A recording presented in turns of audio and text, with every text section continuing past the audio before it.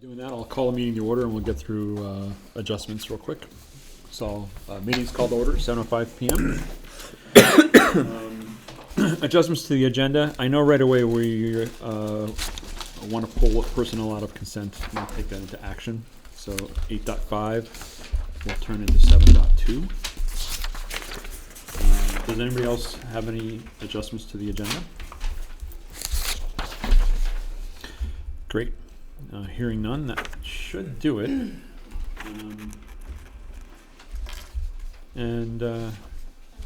Yeah, so when you guys are ready,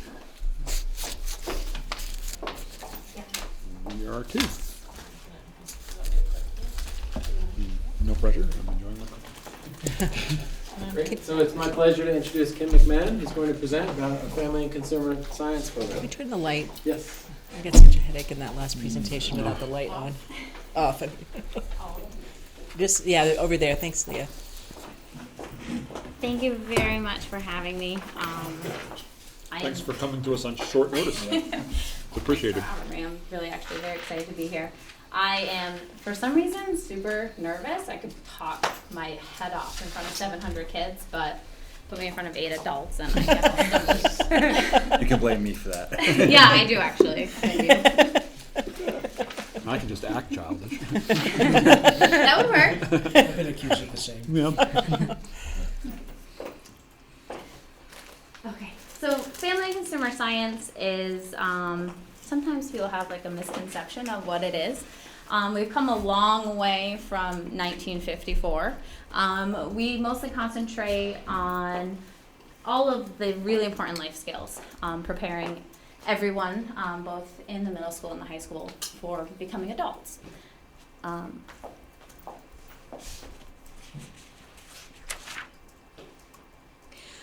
So the students at WCS, what they get out of having family and consumer science is they get applied and integrated math and science. We constantly are talking math. I have the students add and divide fractions off the top of their head on pretty much a regular basis. It's a lot easier for them because they get to hold it and see the fraction as opposed to having it be this like abstract thought. And I've had students come in and think that a quarter cup is bigger than a third of a cup because the 4 is bigger than a 3. And by the time they leave me, they fully understand those kind of fractions. We talk about chemical reactions. We make ice cream in a bag, and we discuss the chemical reaction that takes place with the salt in the water. We also reinforce language arts. I have my students constantly, whether it's sewing or it's cooking, follow step-by-step instructions, and they get to find out what happens when you don't exactly follow those as needed. And we are always writing and reflecting, especially this year in 7th and 8th grade.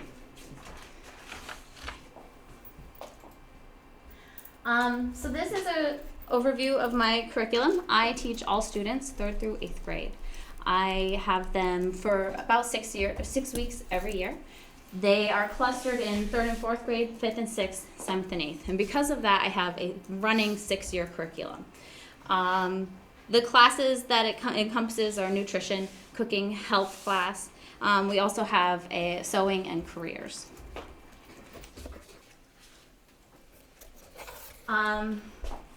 So in the first year, not really the first year, one of the first years, that I have the students, they have exploratory with me in 3rd and 4th grade. We meet twice a week for 6 weeks. So it's a rough total of 12 times. Obviously, sometimes it changes. In this year, we are currently making healthy snacks. Through making the healthy snacks, it encourages them to step out of their comfort zone. I have a overarching rule that never goes away, and I tell them that they have to have one bite with an open mind. We discussed that in 3rd and 4th grade, what that means. So I push only so far, but they work on teamwork. They have to work in little kitchen groups at tables, which is really big because in 5th through 8th grade, I expect them to stand up and actually get in one of my 4 kitchens and cook and make food as a group. I really try not to intervene at all. I try to let them figure it out for themselves. They work on kitchen verbs, so mixing, folding, beating, don't think we whip anything, but they learn the difference between all of those.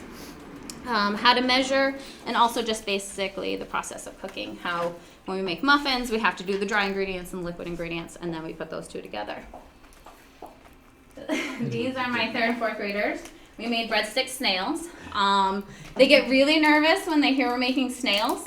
I like to pretend we're making escargot, but we don't. It's just crescent roll dough and pesto, which for a lot of the kids is really stepping out of their comfort zone. So we discuss how basically it's garlic bread. But they are trying new things and finding out that they like it. So next year, year 2, my 3rd and 4th graders have health class. This is mostly concentrated on healthy behaviors. We talk about a variety of different healthy behaviors. They make billboards, like advertising. So we discuss someone can walk by and get an idea quickly. We do an introduction to nutrition. They do food groups, reading nutrition labels. So I've had a lot of parents tell me that they are with their kid and they start throwing fingers up, which is a lot of fun. And we also do anti-tobacco. So we read a book called Smoking Stinks. It's actually a fictional book, but very based in fact. And it's about this girl whose grandfather smokes and tries to get him to quit smoking, which a lot of my students can relate to. They also create an anti-smoking public service announcement. I have 2 of them linked, but I'm concerned about time, so I think I'm going to have to come back to those. But they use iPads, and they videotape either themselves or their groups, and then they use iMovie to video edit that. Nice. So these are 2 of the PSAs. You want to do one? Yeah, we can do one. I don't know how we are for volume. I'm not available. Oh, that's fun. I decided for you. Yeah. Okay, so maybe that's something else. I had 2 videos. If it doesn't work. I think that's okay. Sorry. All right, so I did have 2 videos. If you'd like to see them, let me know. I can email them to you. Okay. So year 3, which since I do 3 classes every year, is this year. This year I'm teaching healthy foods, I'm teaching nutrition, and I teach careers, which I'll talk about in a minute. So this year my 5th and 6th graders are primarily concentrating around nutrition. For the first 2 weeks, we do a lot of intensive discussion about kitchen safety. They make a kitchen safety poster, so they have to stage themselves being safe in the kitchen. That has to have a catchy title, and I have to be able to see their faces. And they have to work as a group to accomplish this. They also do a kitchen utensil scavenger hunt. They are required to record a day's worth of meals, and then we put them into supertracker.gov, and they get to see how they've eaten for the day. And I really encourage them to not try to be perfect, so I don't want them to think they need to impress me.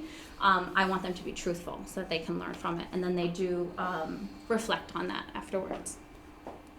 We also discuss the different benefits of the different food groups, and this is their favorite part, we cook our way across the pyramid. So we cook about 12 times. They come in every day asking me, are we cooking today? Are we cooking today? So tomorrow I'm going to hear that a lot, because yesterday they wrote a recipe for how to make a grilled cheese, and then today we made that. So it was a very big deal today. So these are some pictures from our kitchen safety, kitchen utensil scavenger hunt. So they go around all my kitchens, and I have little stations set up so they can learn the uses for all of the different utensils. And then my kids making inside-out pizzas, which is one of their favorites. So year 4, next year, we are primarily sewing in 5th and 6th grade. We learn the basics of the sewing machine. They come in the first day, and I throw all kinds of words out at them, like backstitch, seam ripper, and I'm like, bobbin case. And I tell them that it sounds like I'm speaking Chinese right now, but eventually we're going to speak the same language. So they learn the basics of the sewing machine. They have a first project that's a really simple fabric pouch, just the first thread fabric project. Then they make a button pillow, which looks like this. I let them choose their fabric, so they choose 2 pieces of fabric. I obviously put no parameters on that.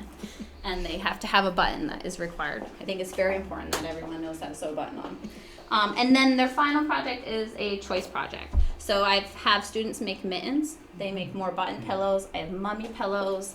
I have, they make a scarf, chain link necklace, a variety of different things. After that, it's not required, but a lot of kids really get the ball rolling. They can make extra pillows, and we donate them to the Children's Hospital. They make extra pillows for gifts for Christmas. It's quite Santa's workshop in my classroom around Christmas time. And then after sewing, we have about a week and a half to 2 weeks, and we do baking. A lot of times we make pies, which takes 3 days to make. We make the dough, we roll it out, and then we bake it. We also do cookies and muffins. And this is an example of sewing, making or eating cookies. And then we have the pies.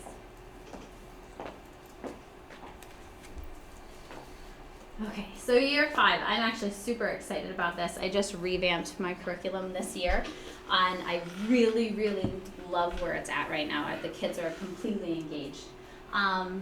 So we start out with an aptitude test, and the kids get to just yes or no, kind of like a game of would you rather, and they kind of get to see where they're at.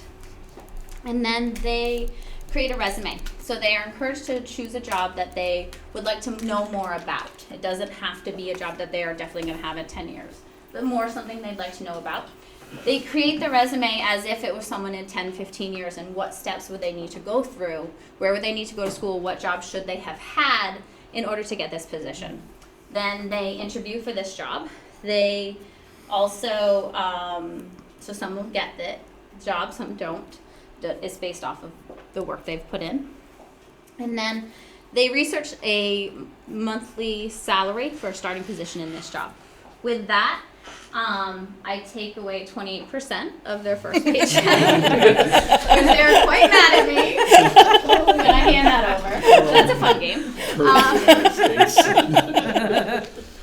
Yeah, and so they have to take Civics this. lesson too. This 72% of their monthly income, and they have to calculate what they can spend for expenses. So they have to find out how much they can spend a month on a car, on a house, on everything else. And then they actually have to go and buy a house and buy a car and reflect on that. And then they reflect on what they could afford and what they thought of the whole process. They were very engaged. They walked out into the hall all the time talking about which house they have and cars. It's a lot of fun. All of this is directly related to PLPs because it's their interest. It's evidence for those. And then because my kids love to cook, we do international cooking on Fridays. It's definitely the carrot.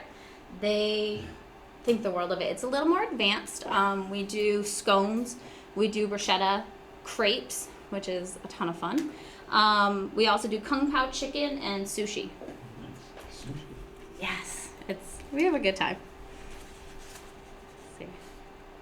Oh, and this year they also learn about checks and credit cards. Good. Pretty important. This is some of my 7th and 8th graders cooking. And then lastly, for year 6, we have health class. Most would think that this is kind of the dark cloud, but it's actually a fan favorite.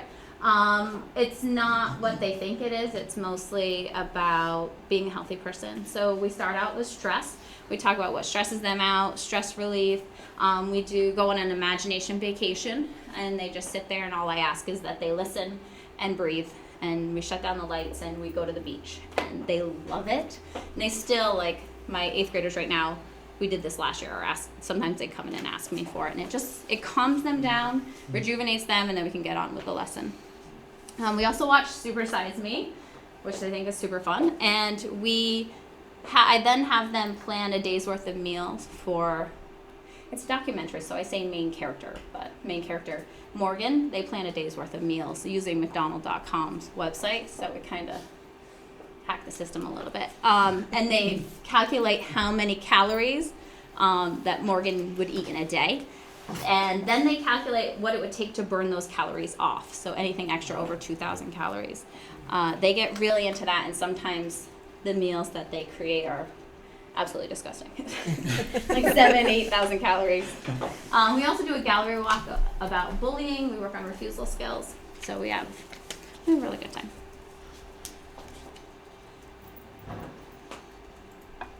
This is just a couple of my students working on their day's worth of meals for Morgan. Here are some standards that are addressed with 5th and 6th grade family and consumer science classes and 7th and 8th grade. And then the grade expectations for health class. We try to put a lot into the 6 weeks, so we almost do something different every single day. Lastly, technology is really important in family and consumer science class. We, like I said, we do Google Classroom and careers. So I constantly post stuff and we discuss it, and that's how they turn everything in. Everything is in Google Docs. We use the iPad and the iMovie with the 3rd and 4th graders. We also use cameras and for the kitchen safety posters, and then various websites. That's it. Are they bringing their Chromebooks to? Yes, Because I they thought do. Lizzie had said that they have to start bringing their Chromebooks to a lot of It their related depends guys. on the grade. So Okay. for 7th and 8th graders, it's every day except for Friday because Yep. we're cooking, Yep. and I don't want to have them there. Yep. And then for 5th and 6th graders, it's just in the beginning when we are doing the super tracker on USDA.gov.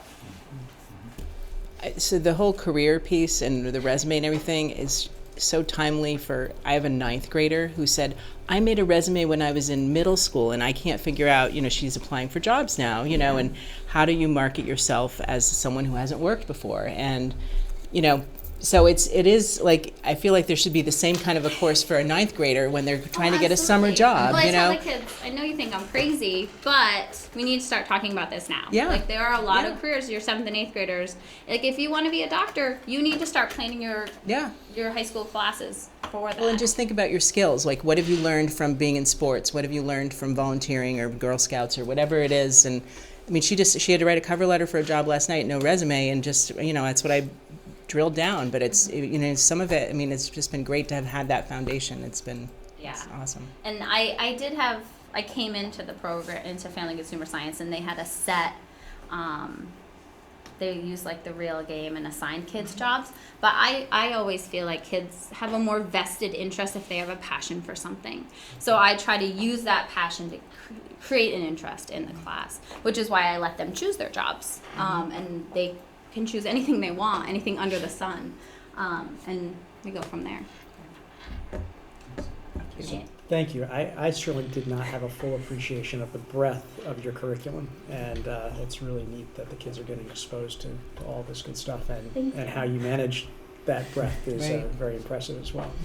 Sometimes it's kind of running the gauntlet. I do a lot in one day, but we have a really good time. So. What's great about this program is I work in healthcare, so I see what could happen when students are not exposed to this type of stuff, physical education and other things that our school district has to offer. This is very important to get in front of them at a young age. Oh, I forgot to say, the students in this year in nutrition class, they create a folder and it has all the recipes that we cook in class, and then they actually get to take these We home. have 2 on our shelf at home. Case in point. Any other questions? No, great presentation. Thanks, Ian. Thank you.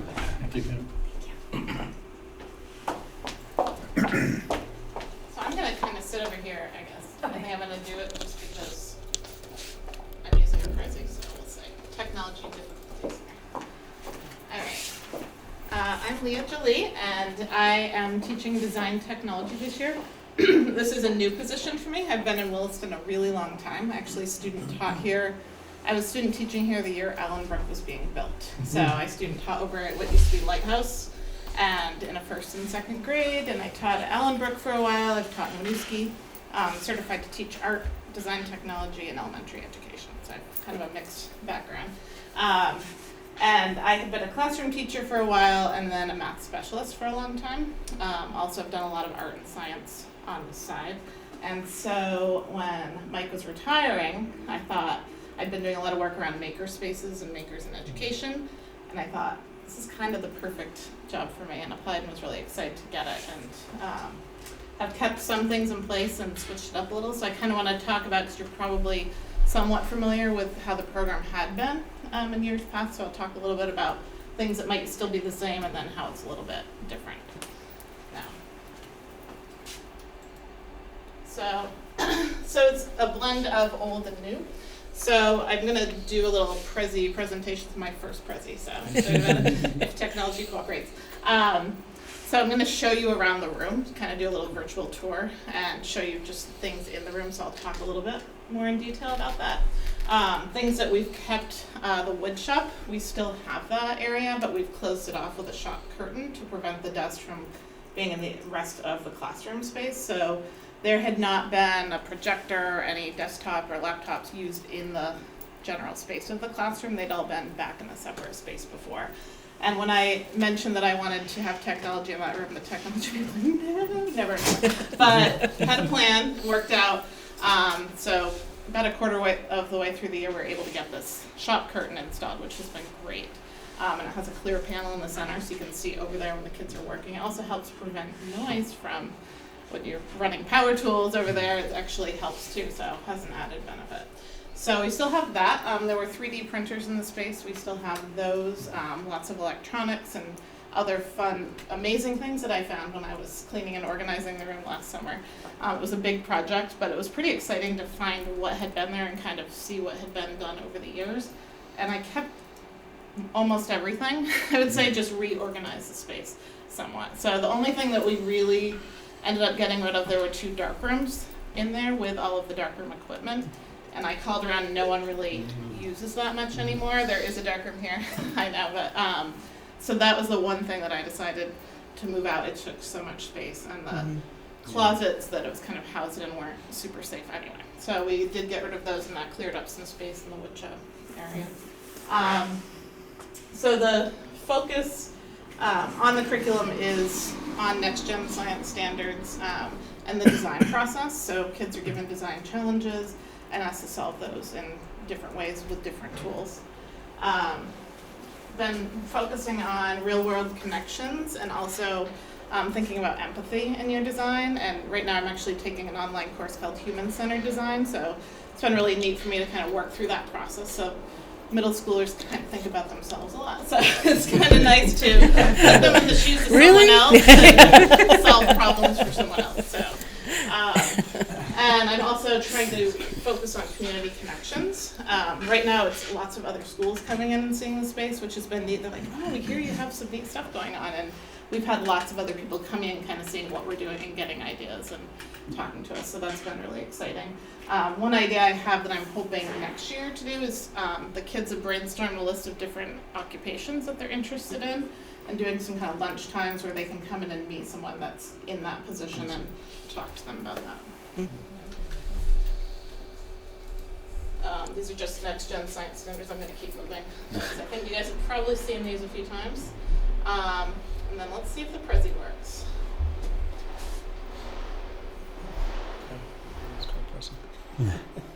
Yeah. Okay.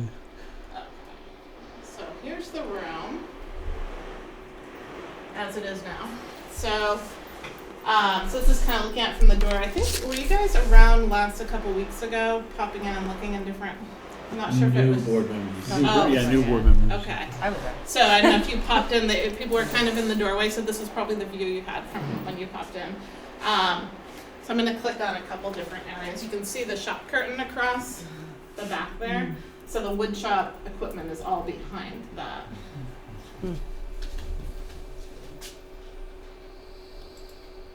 So one new addition we have is a vinyl cutter. And I do have a couple videos. We'll see if mine actually work. I don't know. So the vinyl cutter was kind of my big purchase. I was kind of working, when you see the number for your budget, when you move from a different position into this, you're like, wow, I have lots of money. But then you think, oh, I have 700 something kids that this has to spread out for. But my big purchase was a vinyl cutter. because I wanted something that I could teach some two-dimensional design with the kids. I wanted something I could use the Chromebooks with, and I wanted something that I could really use for lots of kids for a low cost in the long run. So got the vinyl cutter. It is connected, so the kids design on their Chromebooks, and then they transfer their designs to a USB. They can also go directly through Google Drive if they want to, and then send it to the vinyl cutter, and it cuts out things as large as like 2 feet by 6 feet. So they could do wall stickers, they could do bumper stickers, water bottle stickers. They've all done labels for their Chromebooks, which has been really nice. I've had a few kids that have done signs for classrooms for other teachers that they've wanted. I'm tempted to put it out there to see who else wants things, but I think we'd be inundated with just too much, and we have a short amount of time, but that's something, another idea for the future. But I'm going to show you, we have stools in the classroom, and so now the kids are on this kick of decorating all the stools. So I'm going to show you a vinyl that this student did. This is the process of weeding. Let's see if it works. There it goes. So in fast motion. So it comes out, it's cut, and then you have the outline, and they have to peel away the extra vinyl. Takes a lot longer. And then they use a transfer paper over it after, pull off the transfer, and then they can apply it to whatever surface. And we use a permanent vinyl, so it could be for outdoor signage if they wanted to. And this was a piece she actually made for a stool. I'll show you. This is the stool. Oh, wow. So she That looks painted good. the stool and then applied the vinyl piece on top of that. So now we've got kids, we've got like Harry Potter quotes going there, all kinds of fun stuff happening. It's been great. And then this is just a picture of a lot of different finished pieces. This student I really love. He brought in a piece of floor tile that was extra from their house. Christmas time, I had tons of stuff being made for gifts, and he wanted to make his mother this quote on a piece of tile. And he said, she cried when I gave it to her. So it's been great. Lots of wall stickers. This went on over a photo. So like I had a kid that their parents' anniversary was coming up. They had a wedding picture, and they put like the date on it and stuff. So it's been really neat to see the different uses that they've had for the vinyl. That's the vinyl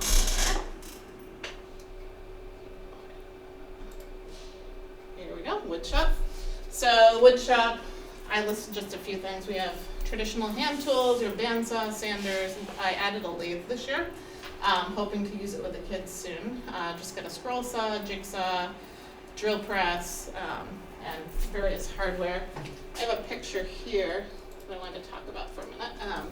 I have these, a lot of 3rd and 4th graders pop in at lunchtime, and they, a couple months ago, they wanted to make something on a 3D printer. Like, oh, we got the file, we checked it out, we know it's good, it's all set. I said, okay, I'll do it for you. So we start it in the morning. 6 hours later, it was still going. So huge piece. And all it was a rectangle box, and it's still going. And like wear and tear on the printer, you know, all these things. I said, why did you guys choose to 3D print this? Because we could, you know, it's really fun. And so there are other materials you can use besides plastic. And they started like, oh yeah, could we make it out of wood? So it was a really neat, just kids seeing like, yeah, there are all these really fancy new tools, but we still need the traditional ones. And sometimes that makes more sense to go back to those traditional methods instead of just focusing on the new fun, fancy stuff. So that was really an interesting lesson for the girls.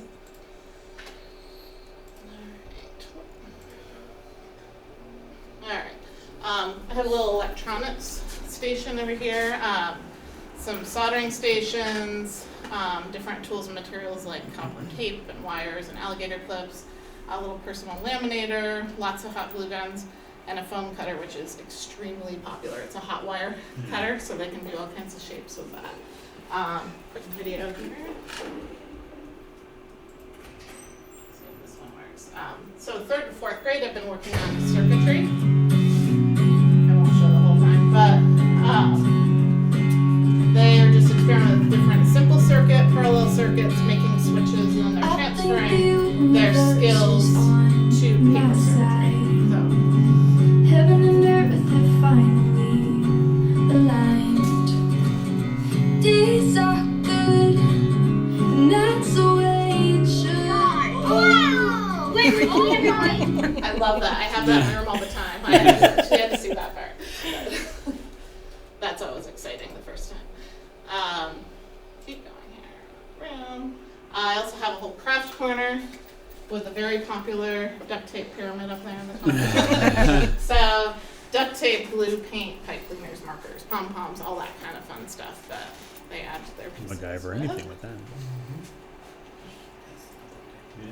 I have one sewing machine, and that is used, I think it's been used mostly, I've had a few people that have experimented with e-textiles, so that's sewing conductive thread into fabric for different circuitry projects.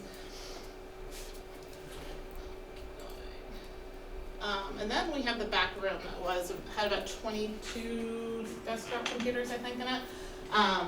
And we got rid of most of them. We kept 5 or 6. But we have 2 3D printers back there. This is just an example. Oops. And we have a green screen setup. So green screen setup for photos and video. And it's the nice thing about it, the room's closed off between Kim and my space, and so people are able, teachers use it quite a bit for kids. They'll bring in groups of kids and use it for all kinds of projects.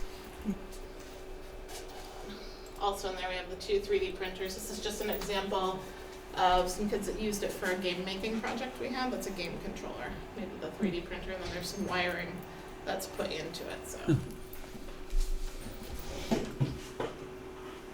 And the last thing, just talking about the idea of the space, thinking of it as a maker space now, and my big goal, I don't have the 6-year plan. I wish I had the 6-year plan. I think a lot about what I'm going to do next, but I needed to have a 1-year plan first to kind of see how it went. But I think part of this program is it changes all the time. I could not predict what's going to happen 6 years from now in this space. I think we're still going to have wood, we're still going to have duct tape and all those things. I think the 3D printers will probably be different in 6 years. The vinyl cutter, I hope we still have or have something like it. But my goal for the space is that in the 6 years that they have with me, that they learn how to use all those tools and keep up with that technology, but also keep the traditional craft going. And that in the process, they're learning how to use that space, and then when I give them a design challenge, they take it and they're like, oh, I could use plastic, I could use duct tape, I could print something in vinyl to label my design. So that's kind of my goal for the space, is that it becomes a space that they can learn how to use it a variety of ways. I had to put a couple pictures up of lunchtime in my room. I think, Kim, I think you're in one of them. So, I can usually be found there. this is what lunchtime looks like. It's a pretty popular space, especially at the end of a 6-week block when they're all trying to finish projects. Yeah, there's Kim. So one goal I have is to try to build in some more times like this, because lunchtime it's just full because kids come in, and it's slowly evolved this year. Like, oh, there's all these really great things we can work on in here.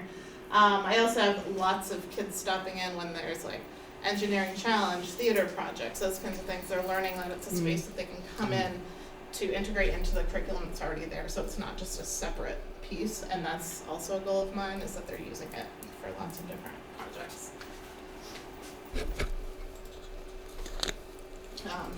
And then I wanted to show you a quick video of, if any of your kids have worked with me this year, we've done game design. So this is a video game that's in cardboard, wood, conductive paint, and a computer. There's some 7th and 8th graders. So this computer is actually getting messages from the game board that they built. So it's hooked up, which is pretty cool. So we've had a lot of fun this year with the game design project. So they're using computer programming in Scratch, and then also building something to run their program, which has been a really great connection between the technology and the traditional art.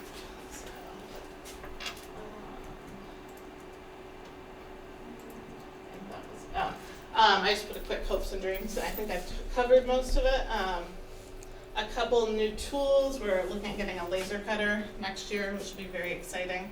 I also have my eye on getting a CNC router, because we have traditional routers, but CNC one would be hooked up to the computer. So we could do our programming, and I think the skills that they've learned with a laser cutter would transfer very easily to a router for the kids to have in in the wood shop as well, so that's something I'm looking at.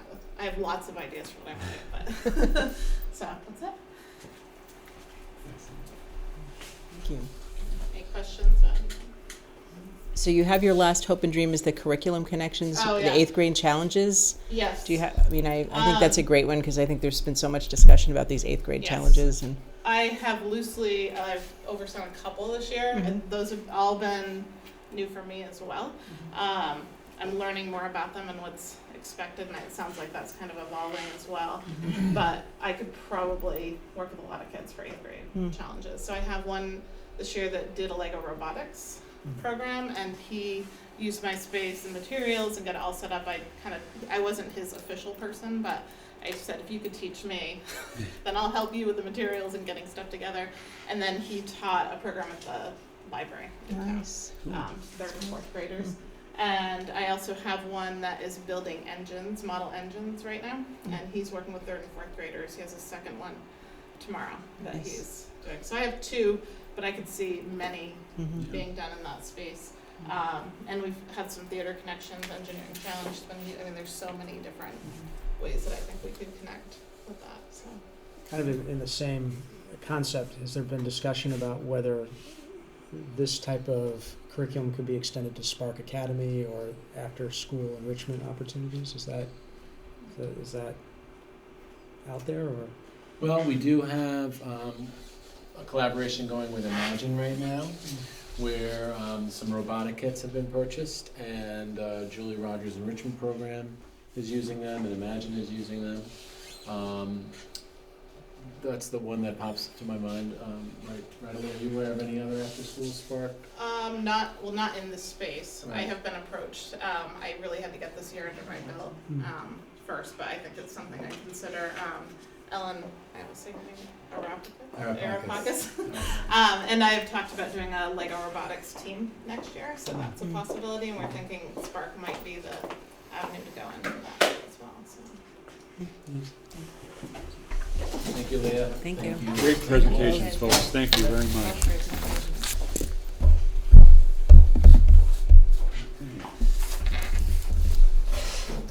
Okay. Yeah, go ahead. Is the school board still interested in a overview of the app, or? I think it would be good if you could give us a short overview. Okay, I'll just need about 90 seconds to Yep. get the demo up on the screen. The exciting news is, as of about 5 hours ago, Yeah. the app is now live and available on the iTunes Store. Jumps right You'll to the see, or Google Play Store, you'll see a note about it in tomorrow's school bell. We're very excited about it.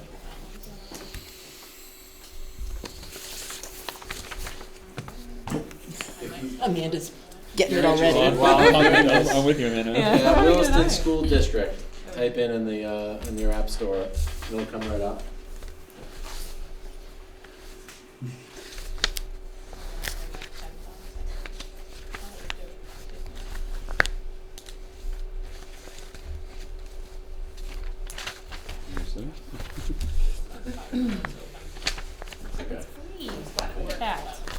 It's free.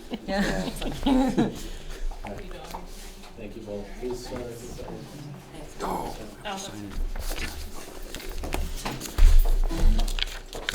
I will follow along, Greg.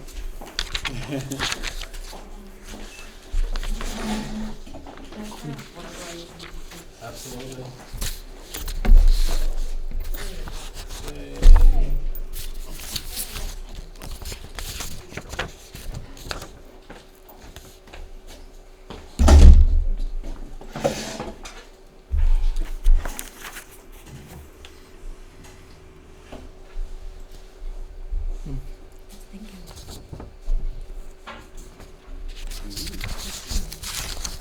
Okay, so what you're looking on screen is the back end of the app. So when we're at school, the people who have access to actually edit the content, this is where they're going to be working. But what's really cool about this application is what you see over here is actually live, and as you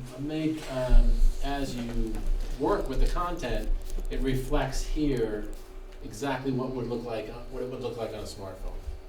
So as you'll see, there's 5 or 6 stock images from Williston School District that we thought were important images that you can scroll manually or that just scroll on a timed cycle.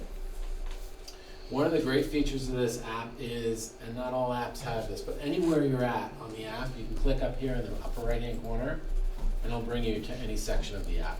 So sometimes with apps, you go down the road a little bit and you get lost, and how do I get back to home? You can go to that at any time, and it brings you back here. You've heard me probably say this a couple of times. We're starting relatively simple. There are 9 folders, 9 of these little buttons on the app, 6 on the front page and 3 on the second page. But as the weeks go by and months go by, you're going to see more buttons added as we realize the power. In other words, I imagine there's going to be a folder for FAP. So there may be a button for each team. But we're going to start simple. And we use the data from the survey that was administered to families in the fall, asking them, what kind of information do you look for most often on the website? Where do you go to get it? How easily do you find it? And we use that information to help inform what we put on here.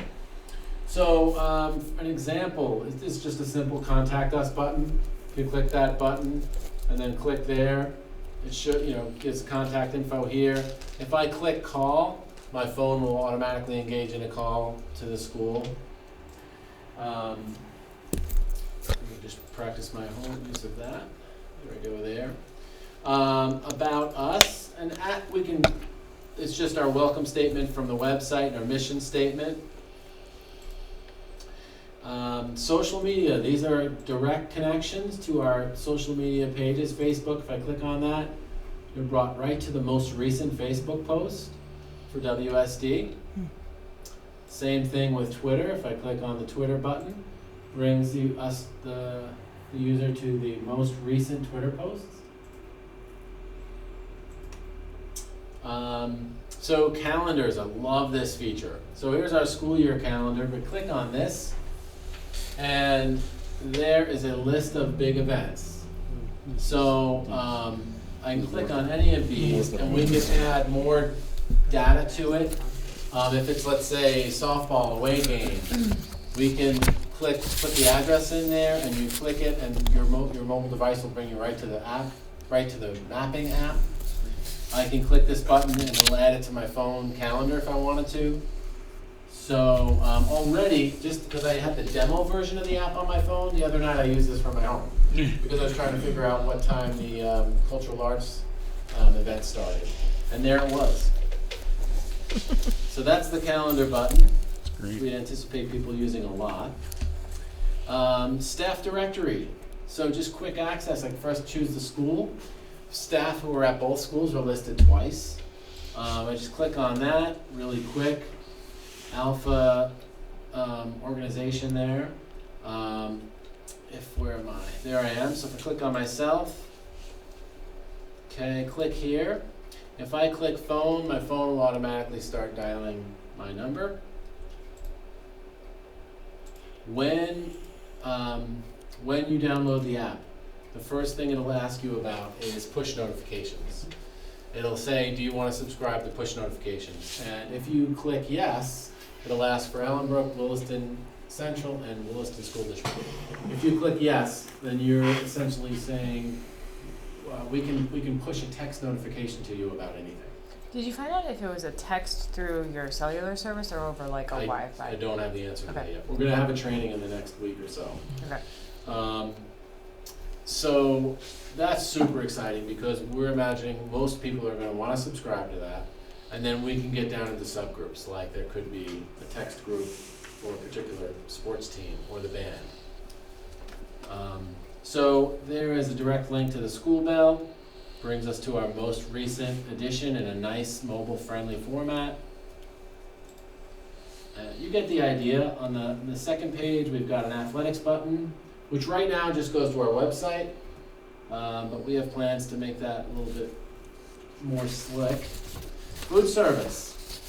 So a link right there to my school bucks. If I want to add money to my child's account, or if I want to see the menu.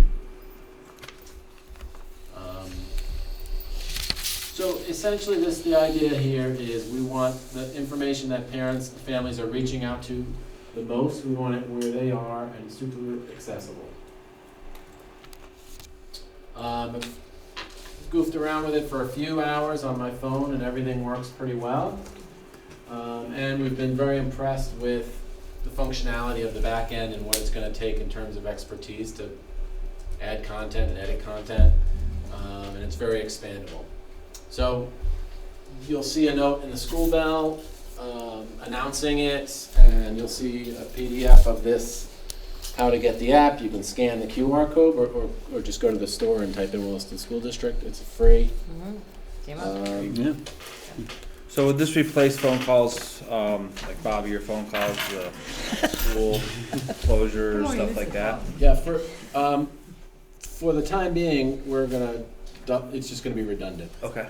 So we'll use it, and then, if we get to the point where we feel like there's, if everyone's subscribed, and we feel like it's completely redundant and made Connect 5 obsolete, then we'll think about fading it. But for now, we're gonna use Connect 5 for everything as we normally would, but then also use this. Great. So if you just signed up for this, being obsoleted here. Yeah. Oh, I love the word though. Voice 5:30 morning, 6:30 Yeah, in the my kid's morning. favorite message, as they say. Until he starts singing. So that's exciting. And so Greg, if you sign up for this, and can we drop Connect 5 then? I wouldn't Okay. suggest it. I was just wondering. yes, I wouldn't, because there still might be some things that aren't ideal for sharing via text.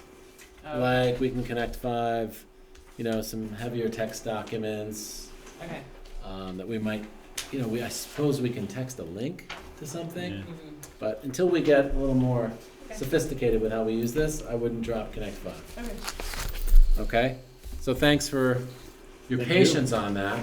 We're really excited with the results and look forward to hearing from families how they like it. I like it. Yeah, Yeah, me too. I think it's going to be very well received. Great. Great. I shared it with the athletic directors, and they went gaga. Yeah. When can they you when imagine? thought of the idea Yeah. of like, oh my gosh, Yeah. a parent can click on it, find the field, and we can cancel, that wasn't, Right. you get the idea. You can get in touch with families without a phone tree. Great. Thank you. You're welcome. So let's move on to section 5 and go through reports to the board. Principal's report was included. Greg, was there anything of note that you wanted to point out? I just wanted to share, we're proud of this note we got from the Yes. Yeah, it that's should be. awesome. That's agency great. of ed, so I thought we'd share the actual note that I got from Rebecca Holcomb. So this was shared with every member of the team. Congratulations to you and the staff. This is Yeah, just that's a great. great thing to have. That's nice. Any questions about anything else in the principal's report? I think retirements and resignations was put on everybody's agenda, but I don't think we have any. We do not. Yes. That's interesting. Yes. I just have a quick question. If we have a drill, why are we notifying everybody of it? Is that, in real life you wouldn't be able to do that notification? Do you mean families? Why are we telling families on the day of the drill? Yeah, or like teachers or students. Students were told, you said it in here too? Yes. So, like a fire drill, Yeah. we would never know. We don't notify them. The bell Yeah. goes off. They know what to do. Eventually, we'd like to get to the point where these drills are also, we can run them at any time, and students will not be surprised. But because these drills have not been done, Okay. and we knew there'd be emergency vehicles responding to the school. Yep. We didn't want students to be anxious about what's going on. Or parents. Yeah. Yeah. Perfect.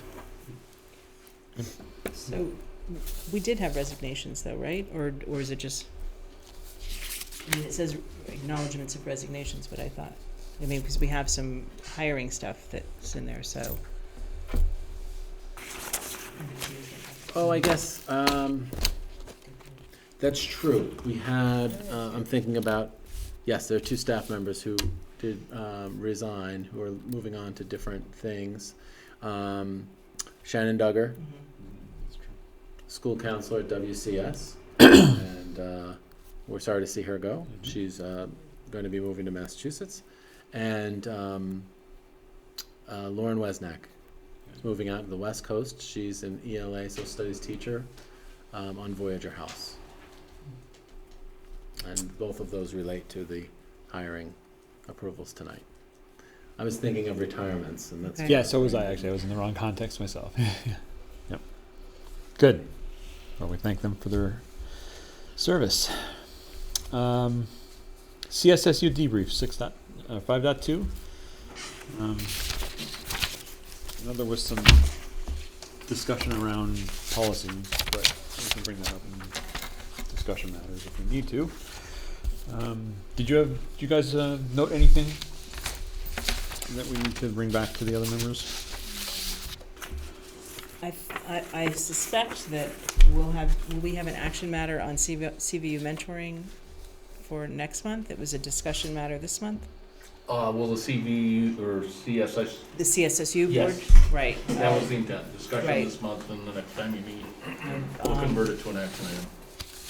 And there's a half-time position, or a half 0.5 FTE that would be funded by a grant for FY 16-17. So there's a write-up here on the CVU, and it's basically, from what I understand, and we talked about it last month too, is for modeling like what some of the other schools have, and creating something at the high school level for mentor opportunities for students, and to start off with a lot of the kids that are currently in 8th grade with a mentor would be that first pool as they move into CVU. It would be the first group that would be in this mentoring program at the high school. Right. But I have a copy of what was distributed if anybody who wasn't there wants to. Yes. So it'll be a CSSU hire, but the program that's underneath the initiative is kind of moving the program, as Karen has described, into a high school environment and doing it in a gradual way to make sure that it's high school appropriate. That it works, right. And the high school has been conversing for a number of months about doing something like that next year. So just a budget question. Let's assume for argument's sake that consolidation does not occur. Okay? And I think I noted it briefly in the last paragraph that this will be a trailed off grant. So it's not going to be fully funded by grant funding going into the future. Would this service be allocated to CVU's budget in years to come? Yes, in the same way that mentoring resources are today. There's the mentoring piece in particular is operated at a different level in each of the K-8s, and so each of the K-8s' share of Christine's overall budget are different, and she masters the magic to kind of say, this is the size of the program at Williston, this is what you're gonna. So she'd do the same thing with CVU if in fact it moved there. The intent tonight, I think, on the part of Megan was to say it is grant funded for the first year, and even if the grant money, which she doesn't believe is in jeopardy at all for that first year, lessens, she's still got enough resources within Christine's bubble to get her done for next year and not come back to the CSSU board for additional funding. But you're exactly right, Josh. Say in 2 or 3 years, as sometimes happens with those sort of initiatives, the outside money disappears and the high school believes it's something they want to continue to do. They would in essence pick up the tab for it directly, but Christine would have it under her umbrella. Okay. So I think no, it's fine. Thank you. The only other thing that was discussed at CSSU level was a report from the Act 46 Study Committee.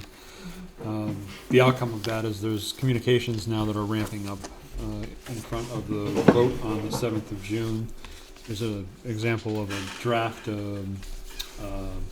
postcard that's going to go out to all residents on all 5 towns.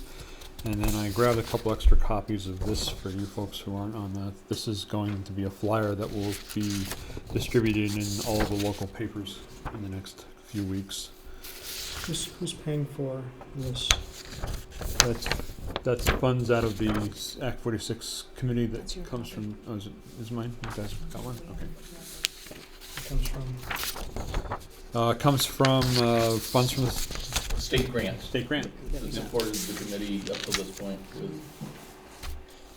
I'll just raise, and I don't know where the line is, but there's a line of cases where these types of materials cannot direct voters on how to vote on a particular item. Correct. I think we've attempted to be completely factual and not subjective.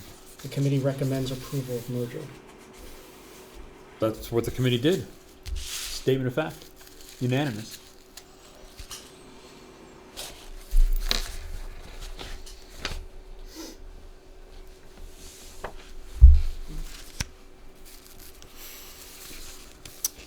Continuing on. Anything? One other thing I wanted to say around that. So I asked for like, we have all this information and all this data, like what's our elevator pitch? And especially in Williston, since it hasn't been the most well received thing I've ever talked to people about.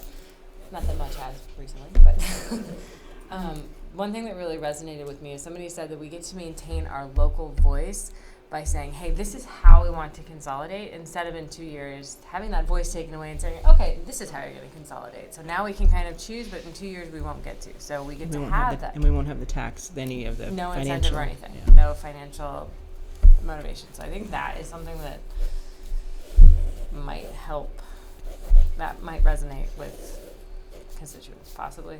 I don't know. From people that I've spoken to, that seems to be like, why would we vote for it? We don't really get much of a tax incentive. It's a small amount of money, and well, at least we have some control now. In the future, we won't. They'll tell us how to do it. I think for some people it might be considered a large amount of money. I think it depends on who you talk Yeah, I to. guess You that's know, true. That's true. it depends on your financial. If you're in a Financial situation. fixed income or whatever. Right. You know, Exactly. and you know, Most people I hear aren't in the fixed income right. place, so they brushed off the tax part. But. So the elevator pitch was, I thought, Okay. We sort of skipped ahead because we actually had the Act 46 report as 5.4. I just want to make sure we address 5.3, the third quarter FMR, which you guys got under separate cover.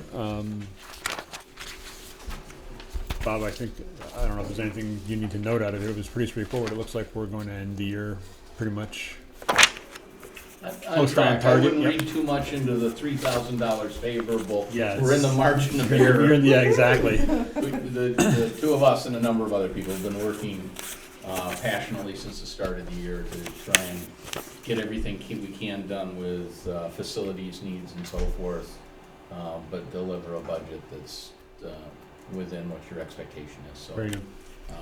that's kind of the focus of the conversation each time we meet. I have a question about, I guess it's the expenditures chart for the 9 months that ended through March, and sort of where we are percentage-wise on all those things. And given that we're at March, all the houses and many of the houses are half, 2/3, of spending out whatever money they have.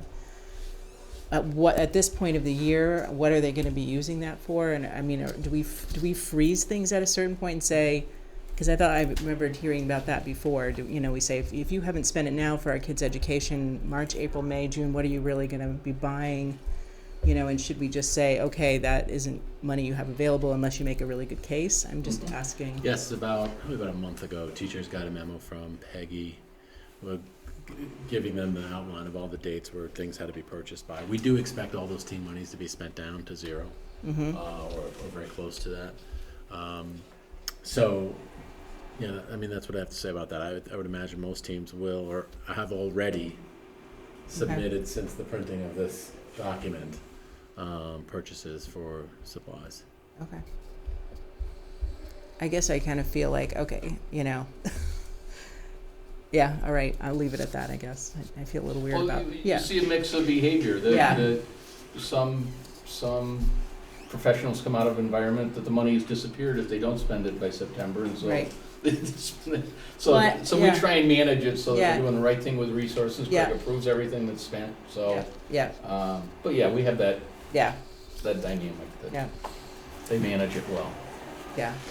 I just know from like the FAP world, we had that issue with money given for field trips, and there weren't any up until like the last week of school, and then they were like, let's go to the bowling alley, let's go to here, it's like, Yeah. no, that's, I'm Yeah. just thinking, that kind of, well, that's not really prudent use of what we gave it to you for, And then, yes, now each team needs to submit a plan at the beginning of the year saying, these are the Right. trips that we Right, planned, right. this is what it's gonna But I mean, cost. just, I'm in that like, okay, get it. we got 50% of the You're money right to left. raise it. Good question, Josh? Yeah. Okay. Any further discussion on the Act 46 report? It was included in your also. Just has Josh's point been raised to Colleen? Do we know about the wording? This was a draft. I mean, Colleen's handed this out as a draft, I think, at this point for comment. So So we can take it back. so I think we could. just I think wanna- we should take it back. Okay. Honestly, I think that we have been very careful with just being, not saying one way or another, and yeah.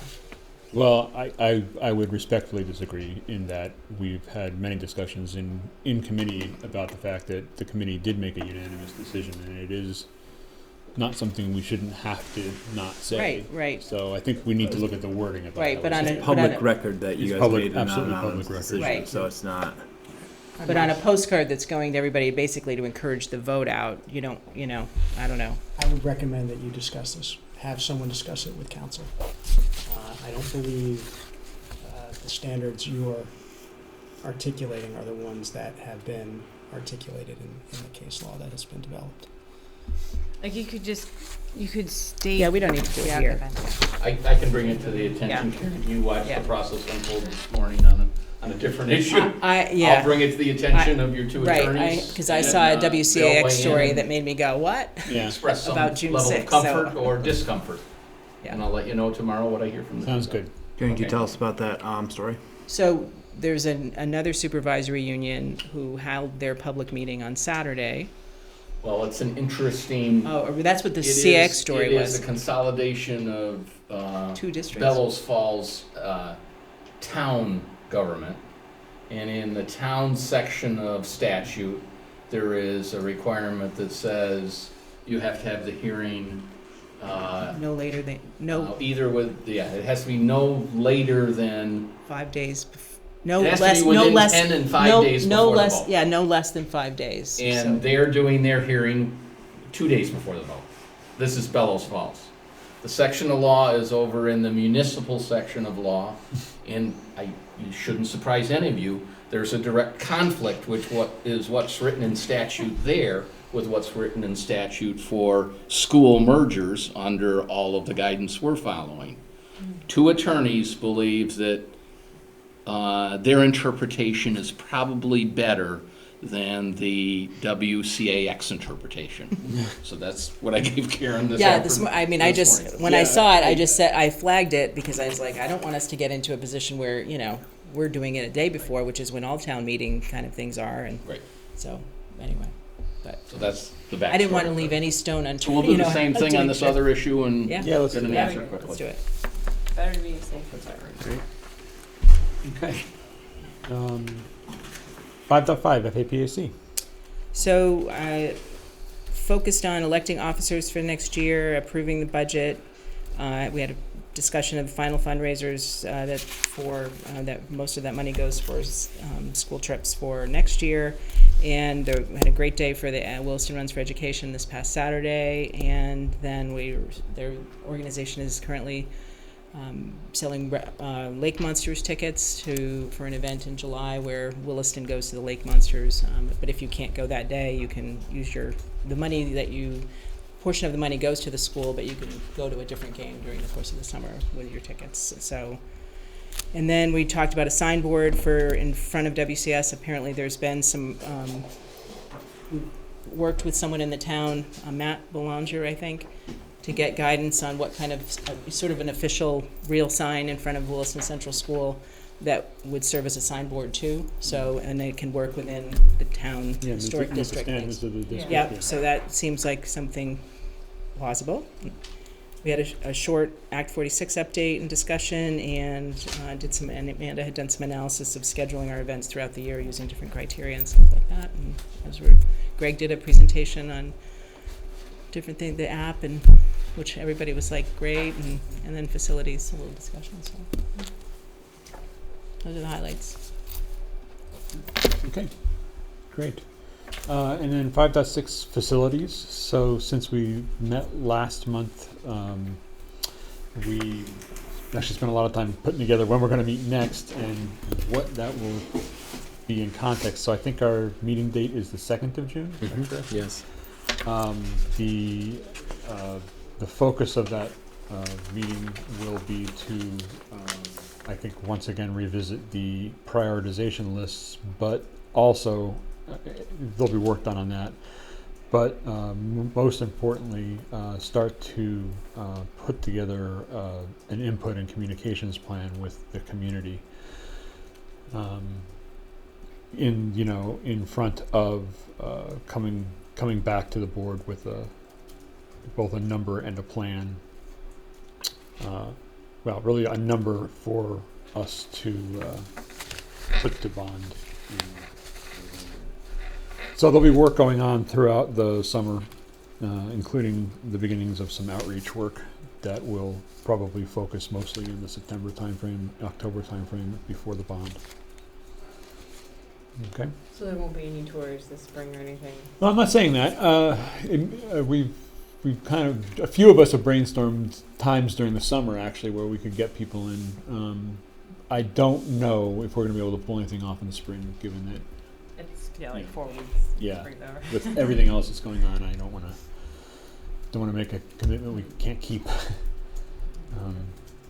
So that's where we're at with that. Okay, discussion matters. 6.1 policy.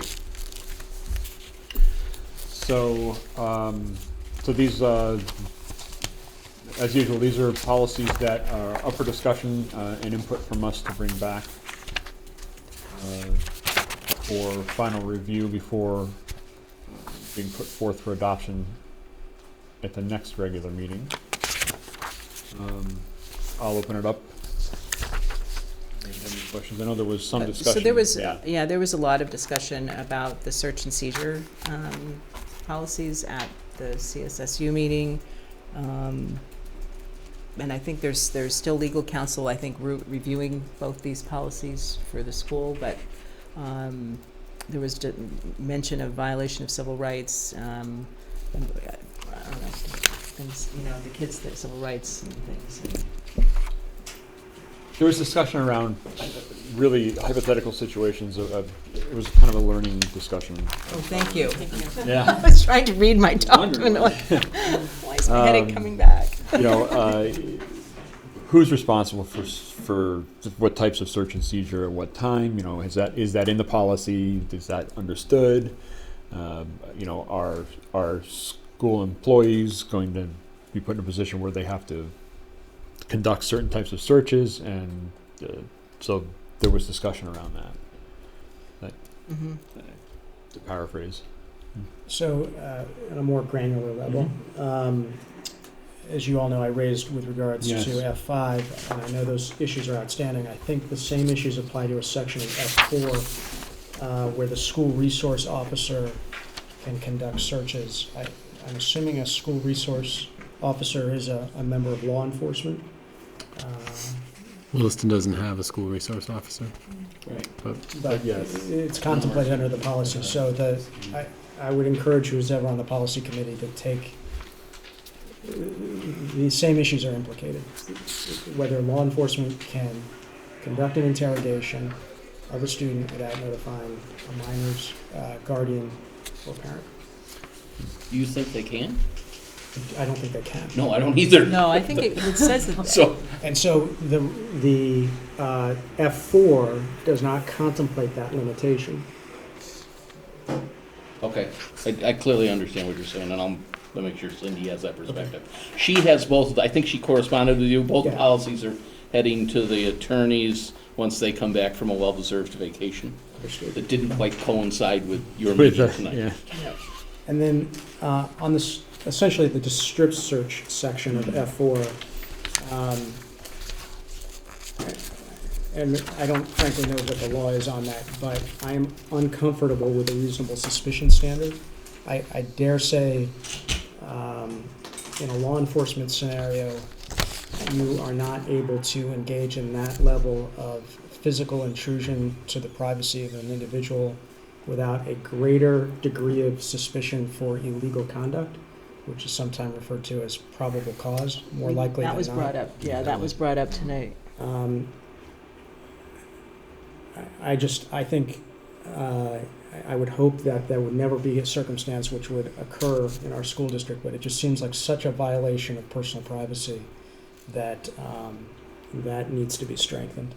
And a reasonable suspicion standard which allows schools to look at lockers or book bags or stuff like that should not apply to a strip search situation. Regardless of whether a school official performs it or under this policy or some authorized person. Karen, you correct me if I'm wrong, but to be clear, Cindy would say, school personnel do not do strip searches. Yeah, she did say period. that, actually. Well, the policy says that as Yeah, well. the Well, policy and- says that. But, But it didn't say who does it, though. right, so because it this is the- contemplates somebody will. Right, so- because So this is who in is the that? section under school personnel, interrogation by school personnel, so that's when I said, so I guess Yeah. you would go to a different policy. If it starts being someone else, then. Then we should reference that policy. in Then the that's what I policy. said, you should reference it right there, and I guess they said it's cross-referenced at the end of the policy, which may be how we do it, but I almost feel like you should say, all right, if you get to this point, see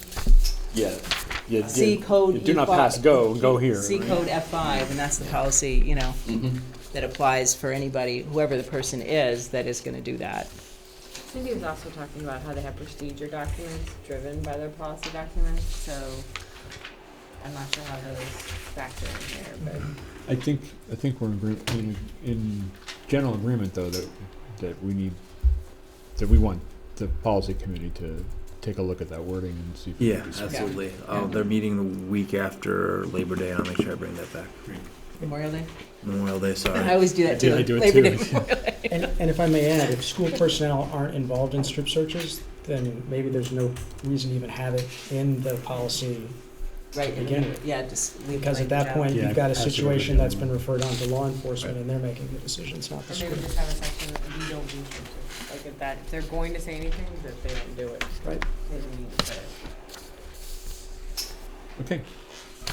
Yeah, so I think this echoes some of the discussion that was brought up at CSSU too. Yeah, I don't think we had a lot of discussion about the other No, policies. so- no, everything else seemed,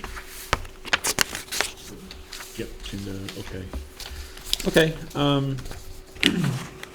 the other thing under discussion is, Board's Corner, so, Is this like a monthly thing? yeah, it is. We Oh, put it okay. on monthly. Oh, wow. We don't That's a lot of always do ideas. it. I mean, it's just, we just keep it on here so that we don't forget it. And so, the great work that Amanda started, and ended up finishing too, will be in, this Thursday's paper. Okay, awesome. See that, around communications and transparency, so I think that's good timing for that. Okay, we're getting up to the end of the year. Is there anything else anyone thinks we should be communicating with the community? Do we want to share what happens at the retreat? To kind of give a preview of the next year? Well, we wouldn't know because it could be changed with Act 46. Right, so we'd have to wait till after the vote. Yeah, the other thing is it would be after the vote, so it wouldn't be until mid-June. It wouldn't be until mid-June anyway. Sort of after the school year, kind of. Well, I mean, the Williston School Board's still going to be around for the year, so we could scale it back if we needed to, but communicating to the community early, hey, this is what we're planning on working on next year. Right, what presentations and whatever Right. the plan Yep, for and- presentations is and stuff like Yeah, that. exactly. I think that's a good idea. And then I think later on in the summer, there's a possibility that the work out of the facility subcommittee might generate some communication too, but that we have to come back and talk to you guys about. Okay. Great. Should I draft that? Boy, if you're on a roll, you're on a roll. Okay. I brought this up at our retreat last year that we needed to have like a communications Plan. central plan, Yep. or even a person. I feel like I'm not doing it. I mean, I just feel like it Well, this is, keeps because. the ball rolling, Yep. and Yeah. and it's really an important part of what we do. So, thank you. Yeah. And I'll, that's a draft that'll probably be a few weeks in coming, obviously. Yeah. Well, that's fine, because the timing will be. Because it'll depend on future events. Great. So let's move on to action matters. So 7.1 is approve a project opening in the construction fund. I guess before we put together an actual motion, Greg or Bob, do you want to take us through your thinking here? I know that we were given something in. Yeah. So I request, following Robert's rules, because I have such a passion with following his rule, you make a motion in a second, and then Greg and I will comment on it. All right. So can I have a motion to approve the opening of a project to address work that should not wait until the final major project approval in the fall of the year? So let me just take this down in the end here. So can I have a motion? Start over again. Can I have a motion to ask that a project in the amount of $89,000 be opened and funded from the remaining balance in the construction fund to address the repair of sidewalks and brick columns at the front entrance, and to begin the installation of door magnet holds throughout the Williston Central School? Is that correct? This is not an ABS. Yes. So moved. Second. Great. Discussion. Okay, so I it think it- doesn't take a rocket scientist. If you walk into the front of your school, we really need to deal with what's out there, we both believe. And it probably should be taken advantage of this next summer season to get some of it done.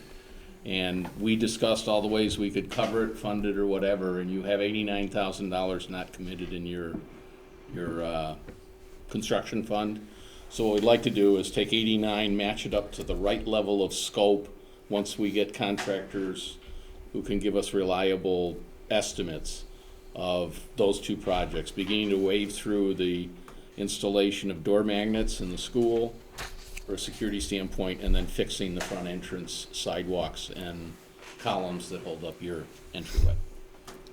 Are there any similar sort of urgent things that need to be done? I know Allenbrook is outside the scope of the Yes. the what we're working on for the For the fall, bond. the bond. Mhm. But are there things at Allenbrook that could be addressed through this process as well? If we're going to do something for the summer, is there more than 89,000? Could we look at? There's something urgent that we should take care of at Allenbrook. I just feel like we keep talking about WCS, but we have another school with even younger kids. So, there are other urgent items that we could say could need addressing right now. I would put a few at WCS still ahead of projects at ABS, like the roof over the library, which you've heard us, I think, mention. The roof over the library at WCS. Yeah. It's part of the bond, right? Well, it is, but it is currently leaking. Not today, but so that is going to require either attention by a professional roofer or continued ongoing, patching. So that is another item. I would really put Allenbrook in a different category. Yes, there are plenty of things when you look around that building. Right. It's really a different category of need. Okay. We did have a trip and fall earlier in the year at WCS. It is a hazardous condition. Entering the building. And we've marked all the bumps with yellow paint, but we really want to take care of as much of that as we can. I believe there's yellow paint as you enter Allenbrook School too. Am I correct? Yes, there is. And the brick columns aren't a structural issue, but they really do look terrible. It looks like the thing is going to collapse. on Right, you. there I is know a it's steel not. column. So, I know. but I think that serves a purpose. So I would really like to distinguish between what is cosmetic and what is not cosmetic. I would agree. And I think having cosmetic repairs that aren't safety related to be let go, especially in light of a bond vote that may potentially occur in the fall. It would be, I think, in the school district's best interest to have a visible example of the need for a bond. So I understand the argument of unseemliness, but I think it serves a purpose. Well, I can say that that's the least expensive of the three. Unfortunately. So, and that was going to be my second question. Do you have a proposed budget? I mean, that you could share with us? We have bids due next week for the door magnets. That we expect that to be over $20,000. The concrete, it really depends on how much. Right, we know that little section we did last summer was $14,000. So just to give you an idea, we want to do a much bigger section. So I wouldn't be surprised to come, end up being in the 40-50 range. So, and the column work, it depends how much we do. Go around to the bell tower, and we don't have bricks there, but we have this stucco work on that bell tower on those columns that's completely dilapidated. I understand. So we could probably spend $12,000 to $15,000 to get all of that taken care of. But again, that's the least expensive of the three. And then there is the library roof, but that's not included in this proposal. How much do we have in the construction fund? 89 left to deploy beyond what you already have deployed in the construction fund. It's the last page of your FMR. I think, Josh, you make an excellent point, and maybe we need to get some ground under repair signs. So, and after we get the numbers, kind of prioritize where we're going to spend the funds. So if we voted to approve this, we would have nothing left in our construction fund? Bob, I was under the impression we had 135. Not in the latest look. And Amanda, it's replenished from impact fees from Can I borrow your sheet of paper? it's a different revenue stream in the town in July, I think. Or Okay. specifically, right? Because if we have no money, that'd be $780. I don't know the cycle. It's a good. No, it's a fair question. So, Okay. just construction fund 101. It's funded from impact fees. No, it's funded from a variety of sources. Either you transfer money into it, the community does via an article. You do it via transfer at the end of your fiscal year if you've got money left over So like a in the general fund, or you do it through impact fees, of which that will be the last impact fees you have, because they refer Allenbrook, which the term on that is no, you're no longer paying debt on Allenbrook. So we would have no in construction. our construction fund. You would have no money left that you haven't deployed on something you want accomplished. There's I see. So you have like projects that take like 8 months or something, and Well, there's still things on this chart that haven't been paid have been. out. you would work to I see. restore money there if in fact you want a construction fund balance. And the next opportunity you would have is if, for example, the forecast we give you on the end of the year position is $100,000 to the good on the expenditure side, you can transfer money before you close books on this fiscal year into the construction fund. And then you can ask voters to approve putting money into the construction fund by transferring money out of your fund balance. And so those are other techniques. Oh, I see. You wouldn't be alone if you took it down to zero. Currently Heinsberg's and Charlotte's is nominally zero. What do you do if there's an emergency? Like for instance, the HVAC system goes and it's great. You either spend money in your general fund to take care of the issue you've got at hand and run a deficit that year, and draw down, if you will, your fund balance to cover it. Oh, I see. Okay. Or you quickly vote an article with your community Okay. to cover the needed funds.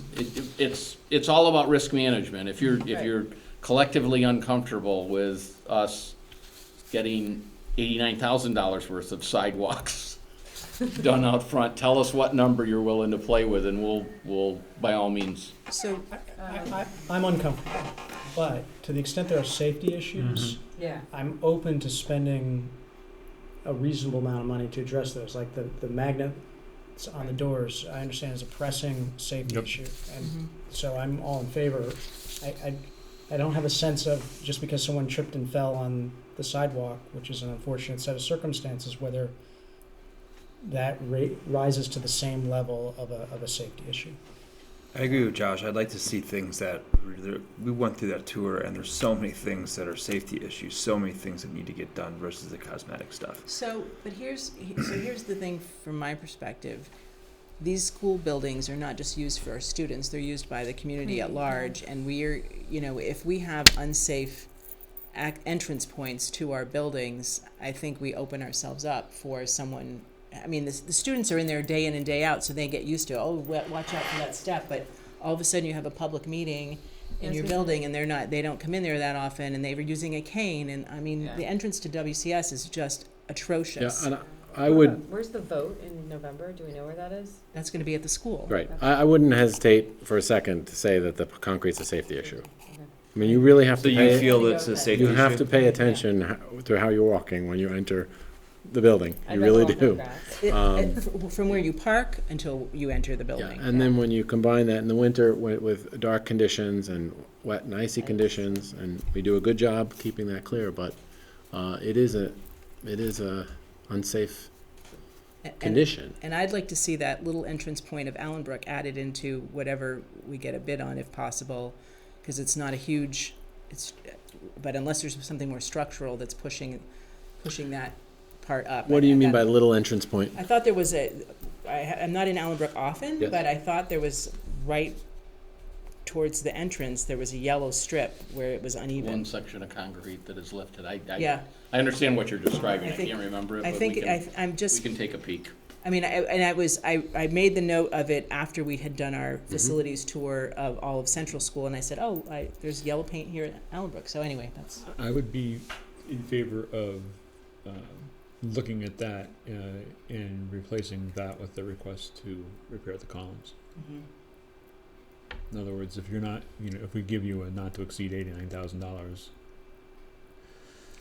come back. Delete the columns. Delete the columns. I think we're okay with that. Got that? We may put a little cardboard ground under repairs. What I'm struggling with, and I have to take your word that this is a safety issue, but it's leaving us in a position with no cash to address other contingencies. Right, so we, Construction, and we've got a dilapidated building, so, I mean, if you're telling me this is priority, it's gotta get done, I'm gonna defer to you on this, but I would ask you, before you spend down our complete reserve fund on this, to really think hard as to whether or not it's truly a safety issue that will deplete this fund. well, and the fact is that this is a scalable scenario. Yeah. Because we're not going to we don't think we'll get all the concrete work done or all the magnet work done for $89,000. So if the board was of the mind to back that up, we would simply scale, okay, we're not gonna go that far with the concrete, we're gonna do this worst section. So it's a scalable. Yeah. Could I make, how about a friendly amendment to the motion? If you do it as a not to exceed 89,000, we have no plan anywhere near the two of us that we're gonna spend more than you've got.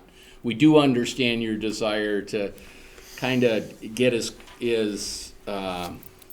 try to accomplish all things with the small amount of money we've got, which is take care of the fundamental issue in the front entrance, begin the process of the magnets, and have some left over for bad things happening tomorrow.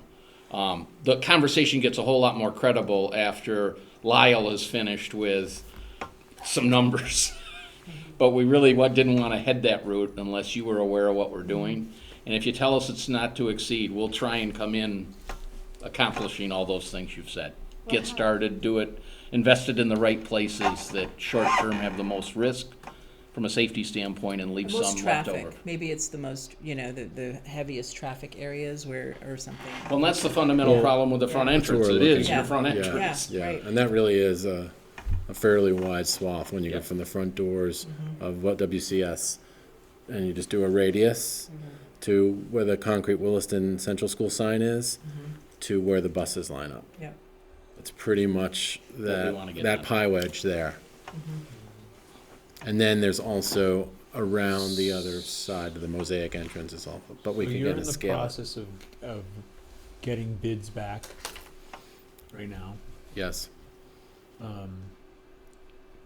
What, I guess what I'm thinking is would it impact getting the project completed before the beginning of school is if you got your bids back and put together a little bit more of a detailed plan for us to approve at the meeting at the retreat, because I think that's our next That'd be meeting. fine.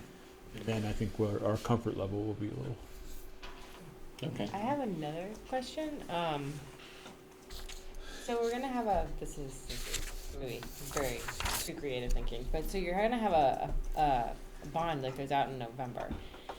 Is there any way to furlough our payments, for lack of a better word, until we get the bond money for that? No? No. No, no, you really can't commit or obligate money you don't have. That would make sense. Not while I'm in this seat. Okay. I was just trying to. And so it's kind of hard.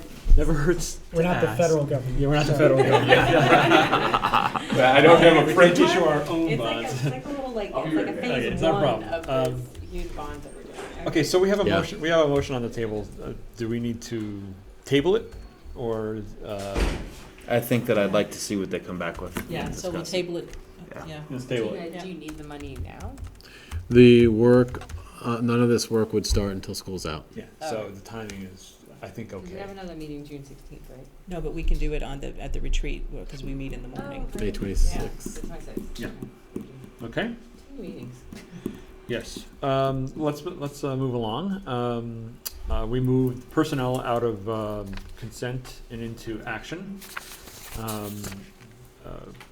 I did this for a couple of reasons.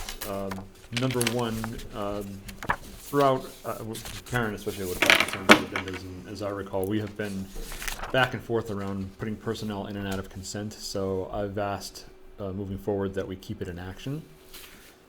So we can have a quick discussion if needed, because, we're being given, we're being given summary reviews, and we can do a quick back and forth and then move on with it. I know in the past we have asked to go into executive session over some of these. I'm reluctant to do so.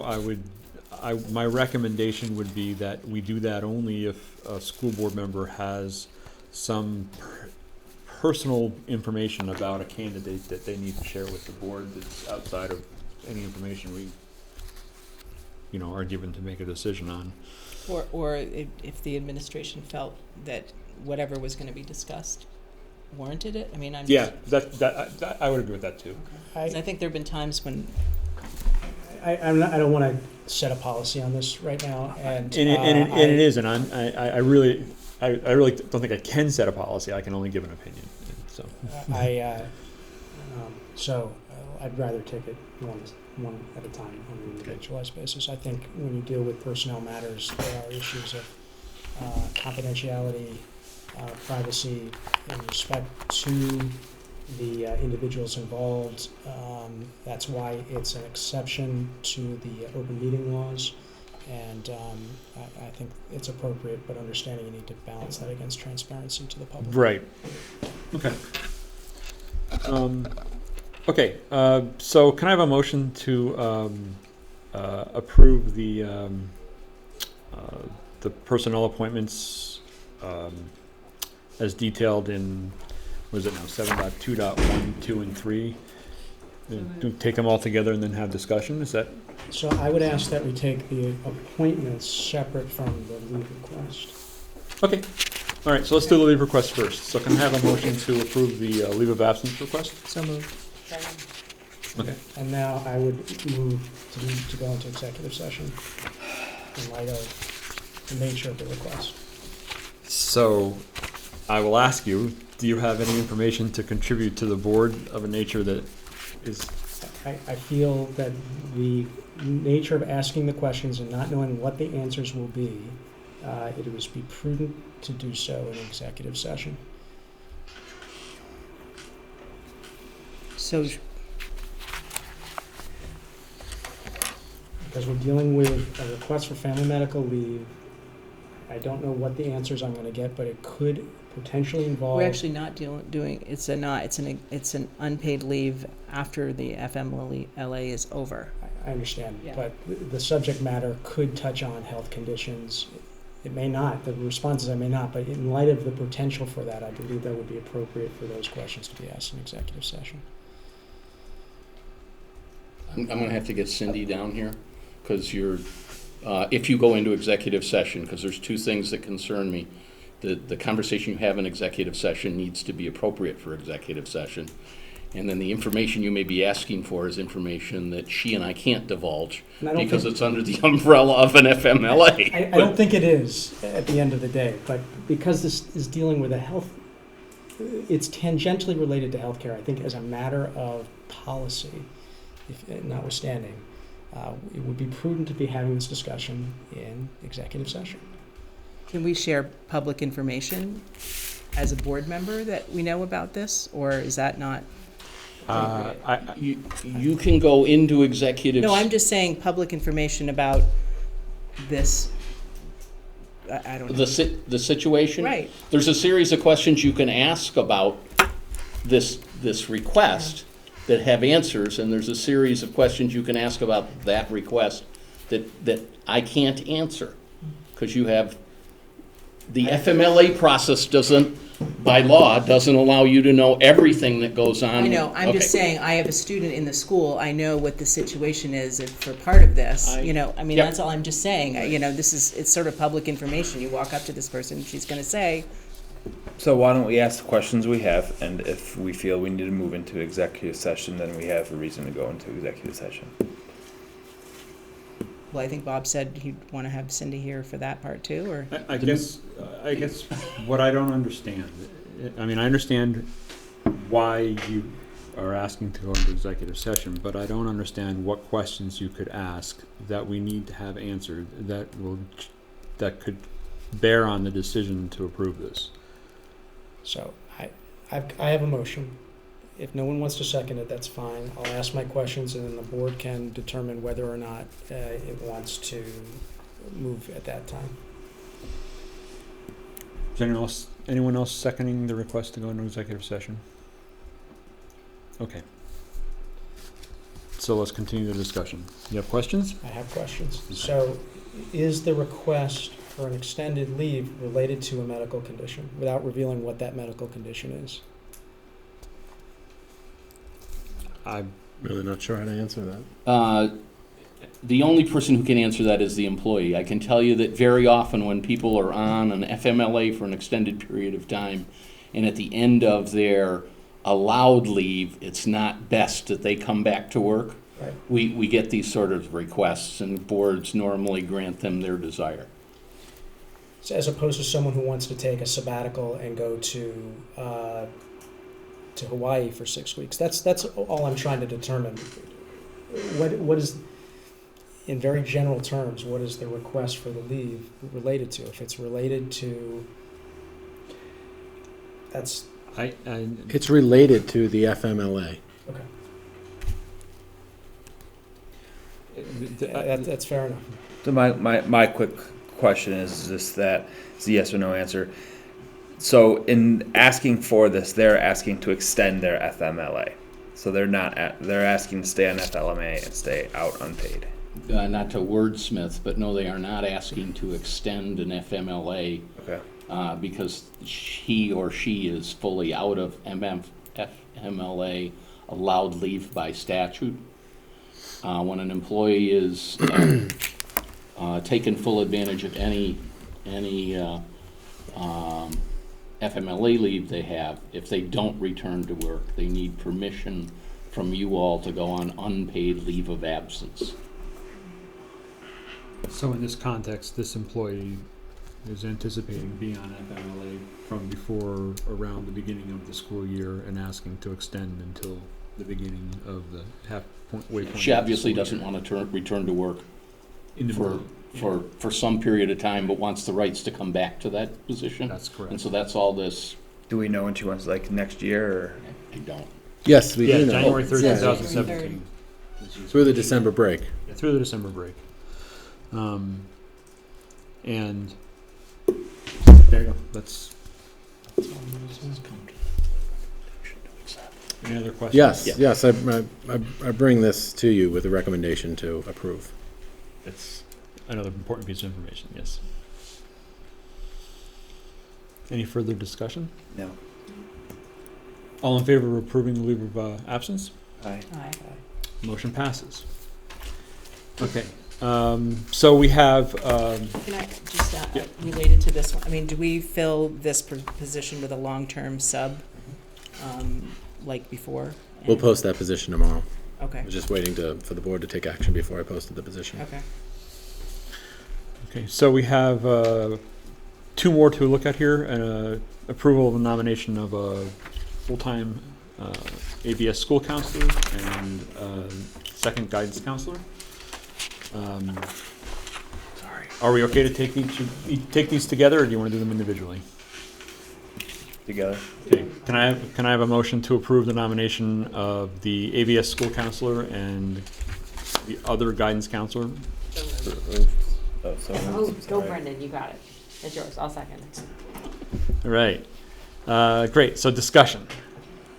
so the Allenbrook School Counselor, this is the person that was hired for last year, it was a 1 year, is that what? Correct. So this is just extending for a second, Correct. okay. But she went through the process. We did open the position up, even though everybody was thrilled. But Do we have to do that, is that, we didn't have to. okay, We could have run an internal search, okay, but we decided to make it an external search, went through the whole process, and through that process, she stood as a clear candidate okay. of choice by the committee. I just want to remark, I appreciate how the materials were presented. Yeah. I thought they were Yeah. very thorough and informative, Good to know. so thank you. Great, you're welcome. Any questions about the other position? I think it looks like a great candidate. Yeah. And I assume you recommend both. I recommend both. Great. On the record. Any further discussion? All in favor of the motion? Aye. Any opposed? Motion passes. Excellent. So, can I ask about one that's not here?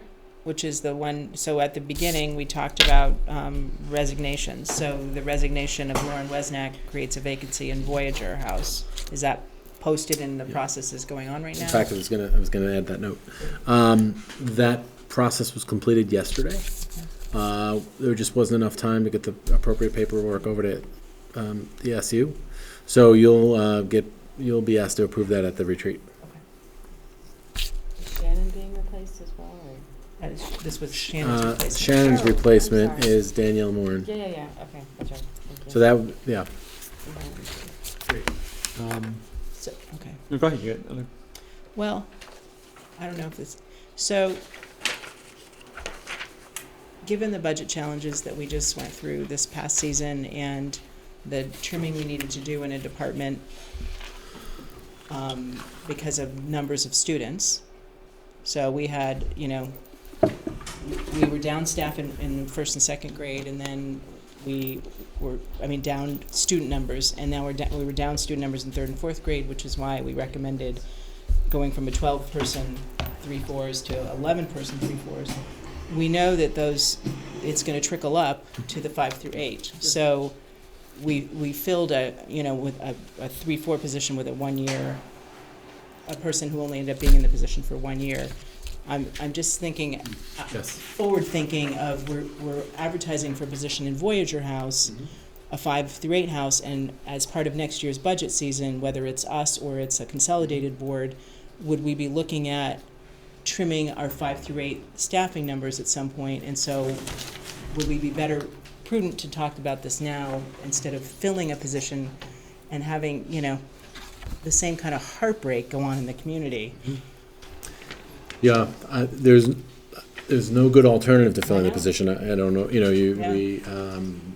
we have the vacancy there. You want to fill it with the best possible candidate you have. We don't know what could happen any day for a Yeah. resignation. Yeah. It changes the scenario in terms of potential reductions in force.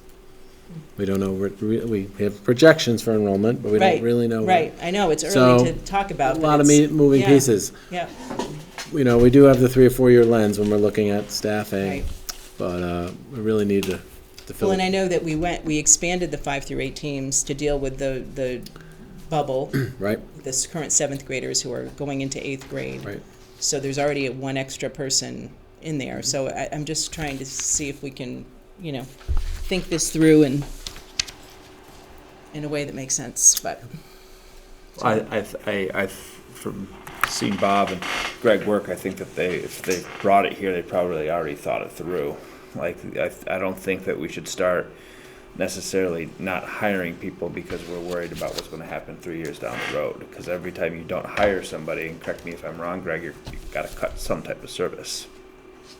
Like if you don't fill a position. Well, yeah, we wouldn't be able to Yeah. provide the instruction for these students without replacing this hire, without really dismantling teams, and I mean, we'd have to change the. And any effects that we have from, Act 46 or any changes is going to affect the community no matter what. So we're going to have that, sadness or hurt in the community. No, I'm just, what I'm just trying to have us think about is that we already know that our numbers are going down, and we already know that, maybe we're talking about a 12-month window before we'd be looking at a different number of teachers on our teaching teams for 5 through 8. So are we, do we expect retirements in 2 years? And so maybe we'd be able to deal with that. I mean, we were, as a school system, for the 1st and 2nd grade, we had a retirement and things like that, so we didn't have to cut a position. We didn't have that for 3rd and 4th grade, so we had to cut a position. I'm just trying to have us Right. think for 5 through 8, as we look at hiring someone right now, for an unexpected Right. resignation. I don't know. In consolidation, because the person can transfer to another school then, so I mean. Depends on what they negotiate. That's gonna be negotiable. No, I just want to, we want to get the best possible Right. person in our system. Yep. There's so many things we don't know that it could happen in the next 12 months. Okay. So that's our mission when we have a I vacancy, just get the wanted it on best record possible that I person. wanted us to have this conversation, because, okay. Fair enough. Yeah. Okay. Good, we're getting down towards the end of our agenda here. So next meeting dates, we have the annual, what's that? So we need to do the consent. I thought we did do the consent agenda. No, we did action matters. Oh, I'm sorry. You know why? 'Cause I have personnel down here again. And I'm also famous for going past the consent agenda. So, the consent agenda. Hang on, I hate to do this to you. When you say authorize summary action by board chair, do you want to be a little more specific? Yeah, on let what me we're- do that. For current, I should not say current, we're all current, but especially for new board members. So, over the summer, we don't meet again until September. There are, usually this pertains to the signing of contracts for personnel that we need to deal with through the summer. The difference is that those then come to the full board for approval on the first meeting. So I sign on our behalf, and then you approve my actions from September. The only other things that I've seen come to the chair might be any expenses in excess of the $15,000 threshold. I've never had to do that, and my personal policy is if that's the case, I'll be informing all of you. We had personnel items last summer, but I think we all received the information. Yeah. So, but we did have personnel actions last summer. But probably Kevin still signed for you. Right, Yeah. right, but we You get got the Yeah, you could material. get the and material. We could tell them questions, just some letting them know that. Right. Okay. So That it's- was gonna be yeah. my question.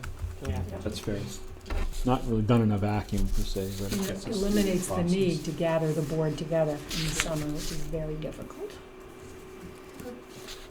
Okay. Great, so can I have a motion to approve the consent agenda as as amended. As we- Second. So it's 8-1 through 8-4 because we pulled 8-5 out. All in favor? Aye. Any opposed? Consent agenda passes. So next meeting dates, so we have the annual retreat.